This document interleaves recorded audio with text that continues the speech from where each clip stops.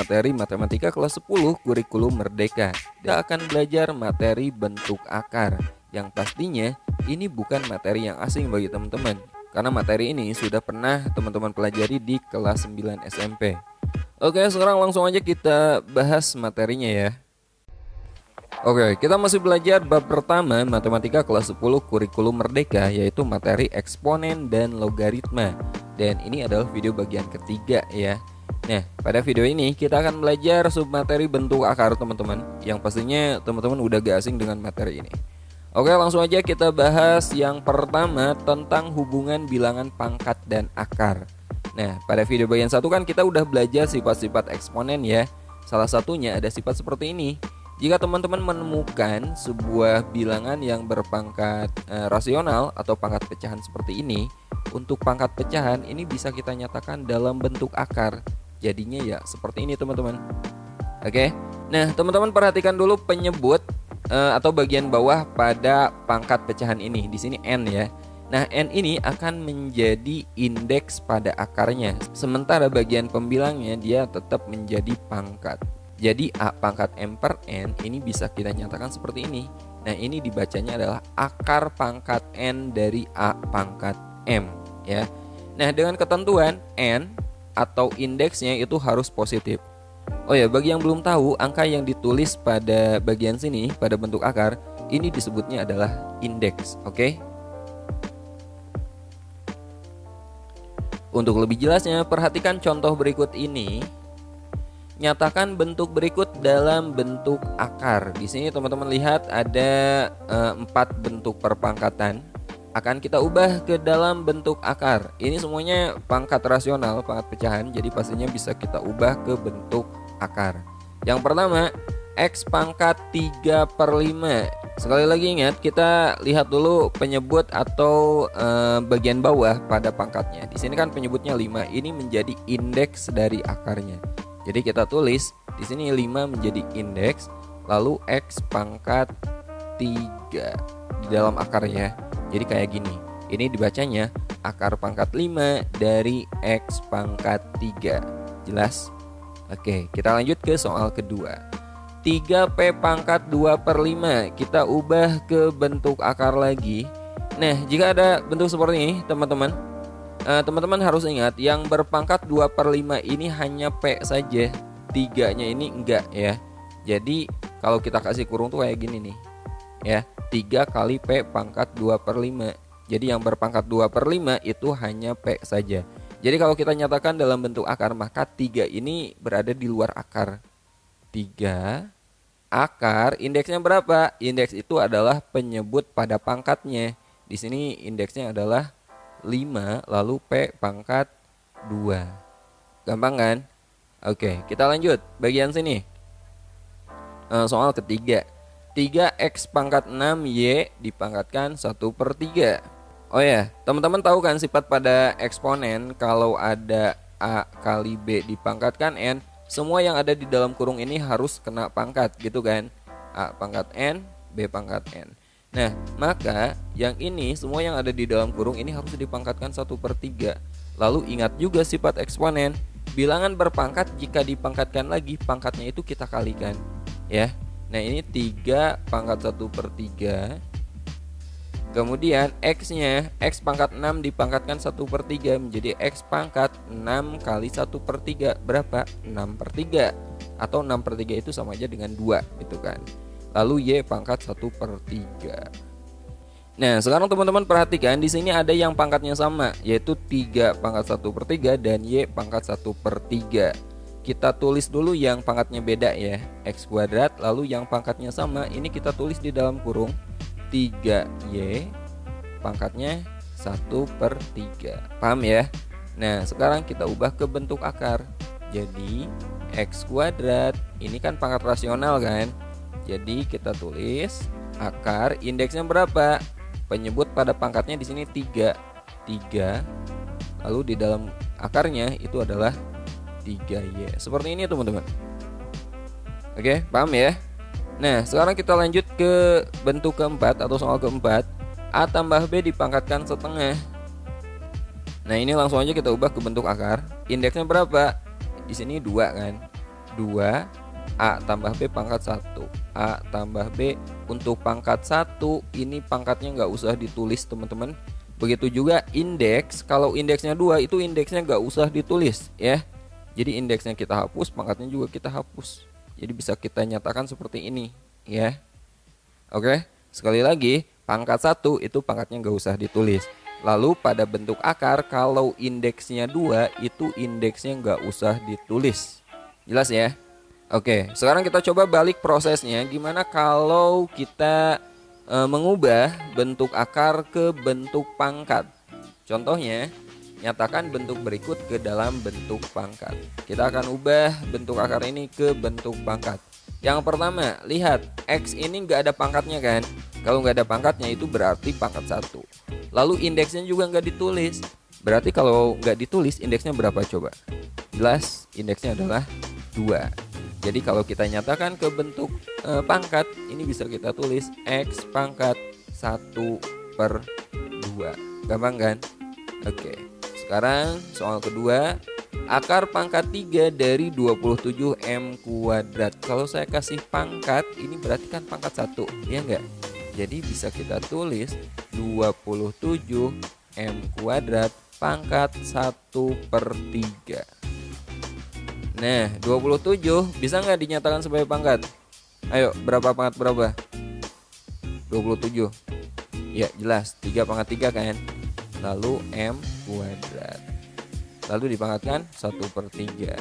Nah, ini kan pangkat 1/3. Jadi semua yang ada di dalam kurung ini harus kita pangkatkan 1/3. 3 pangkat 3 dipangkatkan lagi 1/3. Pangkatnya kita kalikan. 3 kali 1/3 itu 1. Pangkat 1 nggak usah ditulis. Lalu M-nya, M² dipangkatkan 1/3 menjadi M pangkat 2 kali 1/3, 2/3. Seperti ini ya. Oke, kita lanjut ke soal ketiga. Y² kali akar pangkat 3 dari Y pangkat 5. Y² kita tulis. Lalu akar pangkat 3 dari Y pangkat 5 menjadi Y pangkat 5/3. Gitu. Ingat, ada sifat eksponen. Kalau perkalian bilangan berpangkat yang basisnya sama, itu pangkatnya kita tambah, gitu kan? Nah, agar ini bisa dijumlahkan, maka ini kita ubah ke bentuk pecahan dulu teman-teman. Y pangkat 2, pecahan yang penyebutnya sama ya. 2 ini sama aja dengan berapa per 3? Ayo, 2 itu sama dengan 6/3, ya enggak? Jadi 2-nya kita nyatakan menjadi 6/3 biar penyebutnya sama dengan ini. Lalu kali Y pangkat 5/3. Kalau dikali pangkatnya ditambah. Jadi Y pangkat 6/3 ditambah 5/3, 11/3. Gampang kan? Oke, soal terakhir. Akar pangkat 5 dari X pangkat negatif 2. Ini sama dengan X pangkat negatif 2/5. Negatif 2/5. Nah, sampai sini selesai. Tapi kalau mau teman-teman ubah, ini masih bisa diubah. Kita nyatakan X pangkat negatif 1 dipangkatkan 2/5. Gini juga boleh kan? X pangkat negatif 1 itu sama dengan 1/X pangkat 2/5. Nah, seperti ini juga bisa, oke? Atau mau langsung juga dari sini, langsung teman-teman tulis menjadi 1/X pangkat 2/5 juga bisa. Kalau pilihan ganda ini menyesuaikan dengan opsi jawabannya. Oke, jelas ya. Itu bagaimana hubungan bilangan pangkat dan akar. Jadi teman-teman harus bisa bagaimana merubah pangkat rasional menjadi bentuk akar. Begitu juga sebaliknya, bentuk akar menjadi bentuk pangkat rasional. Oke, sekarang kita lanjut submateri berikutnya. Nah, sekarang kita akan belajar operasi aljabar pada bentuk akar. Yang pertama, penjumlahan dan pengurangan. Nah, untuk penjumlahan dan pengurangan pada bentuk akar, operasi penjumlahan dan pengurangan pada bentuk akar itu dapat dilakukan apabila bentuk akarnya sejenis, teman-teman. Ya, jadi kalau akarnya gak sejenis atau akarnya beda, itu gak bisa teman-teman tambahkan, gak bisa dikurangi. Oke, contoh, lihat yang pertama. 4 akar 3 ditambah 2 akar 3. Ini kan akarnya sejenis ya, sama-sama akar 3. Ya, teman-teman tinggal tambahkan aja angka yang ada di depan akarnya ini. Jadi 4 tambah 2 berapa? 6 kan? Akarnya 3. Jadi 6 akar 3 gitu. Jadi pastikan akarnya sejenis, baru bisa teman-teman tambah atau teman-teman kurangi. Nah, lihat nomor 2, 5 akar pangkat 3 dari 2 dikurangi 2 akar pangkat 3 dari 2. Ini sejenis nggak? Akar pangkat 3 dari 2, akarnya sejenis nggak? Sejenis ya, sama ya akarnya, berarti ini bisa dikurangi. Tinggal kita kurangi angka yang di depannya. 5 dikurangi 2 itu 3, akarnya tetap akar pangkat 3 dari 2 gitu. Oke. Nah yang ketiga, 3 akar 5 dikurangi akar 20, bisa nggak? Ayo gimana? Gak bisa kan, karena akarnya beda. Ini akar 5, ini akar 20. Tapi seandainya masih bisa kita buat sama teman-teman, kita coba dulu gitu. 3 akar 5, nah akar 20. 20 itu sama dengan berapa coba? 20 itu sama aja dengan 4 kali 5, ya enggak? Akar 4 berapa? 2 kan?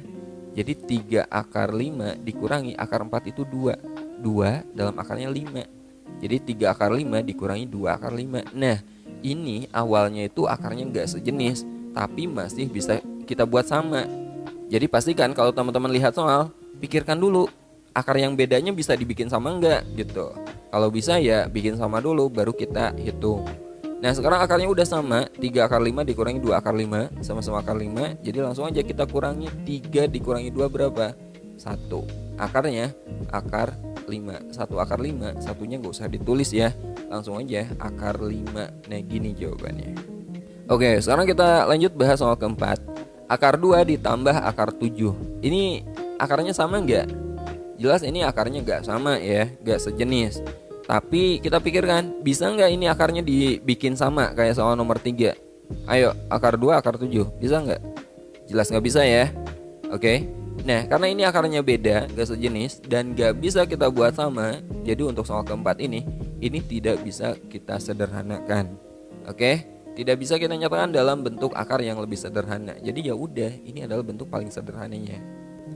Oke, jadi kesimpulannya, untuk penjumlahan dan pengurangan pada bentuk akar itu bisa dilakukan apabila bentuk akarnya sejenis. Nah, secara umum kita nyatakan seperti ini. A akar pangkat N dari C ditambah B akar pangkat N dari C. Ya, ini kan sejenis. Maka kita tinggal menjumlahkan angka yang di depannya. A tambah B, akarnya itu tetap akar pangkat N dari C. Begitu juga untuk pengurangan.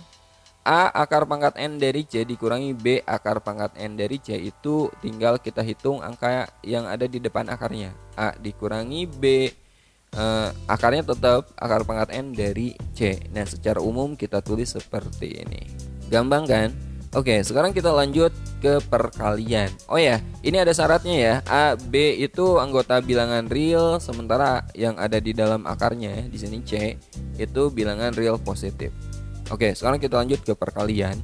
Perkalian bentuk akar, langsung aja kita bahas contoh ya. Nah, untuk perkalian itu beda dengan penjumlahan dan pengurangan.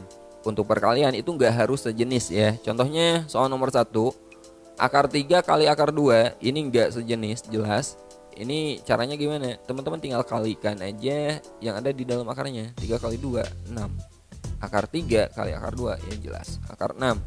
Lalu soal kedua, 2 akar 5 kali 3 akar 2, gimana? Nah pertama teman-teman kalikan yang ada di luar akarnya. 2 kali 3, 6. Lalu akarnya juga sama dikalikan. Akar 5 kali akar 2 itu akar 10. Oke. Sekarang soal ketiga, akar 3 kali 2 akar 6. Ini gimana, gak ada angkanya? Kalau gak ada angkanya itu artinya di depannya itu 1. 1 kali 2, 2. Akar 3 kali akar 6, akar 18. Oh ya, akar 18 bisa disederhanakan nggak? Bisa ya. 18 itu kan sama aja dengan 9 kali 2, ya nggak? Akar 9 berapa?